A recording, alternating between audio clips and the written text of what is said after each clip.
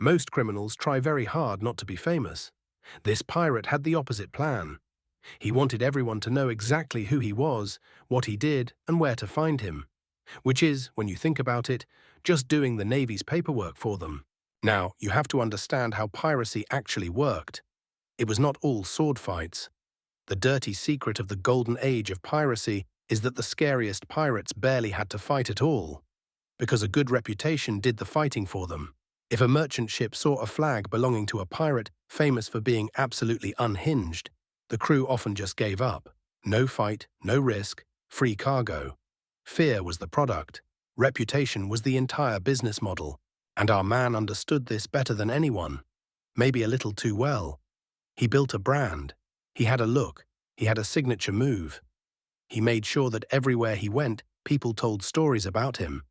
He was, essentially, an influencer, 400 years early, and with significantly more crimes. Here is where the genius of the plan starts to wobble. To keep the reputation going, you have to keep telling people about it. So he did. Loudly. In ports, in taverns, and every great story he told about himself was, legally speaking, a confession. He would say, "I took that ship off that coast in that month." The crowd heard a legend. The authorities heard a date, a location, and an admission of guilt. He was not building a reputation. He was building a case, against himself, with witnesses.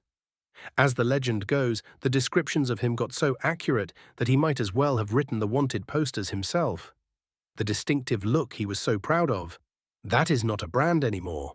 That is a description for the hunt. And this is the part the brand building never accounts for.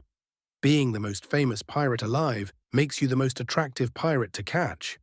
Nobody sends a fleet after a nobody. They send a fleet after a legend. He made himself worth hunting. When they finally came for him, there was no mystery to solve.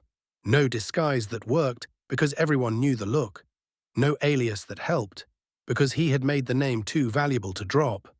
The very fame that made him powerful is the thing that walked the Navy directly to his door. And at the trial, the evidence was, in large part, his own greatest hits. The charges read aloud, many of them lifted almost word for word from stories he had proudly told in taverns.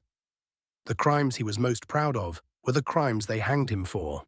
He spent his whole career making sure the world would never forget his name. It worked. That was always the problem. It is easy to laugh at a pirate who bragged himself onto the gallows. But the instinct never really went away. The need to be known, to be talked about, to make sure everyone sees exactly what we did and where we were. He just did not have a phone to do it on. Reputation is a wonderful thing, right up until the moment the wrong audience is listening. Then it is just a very detailed description of where to find you. New tales of glorious human error every week. Subscribe. You can tell your friends. Just maybe not the Navy.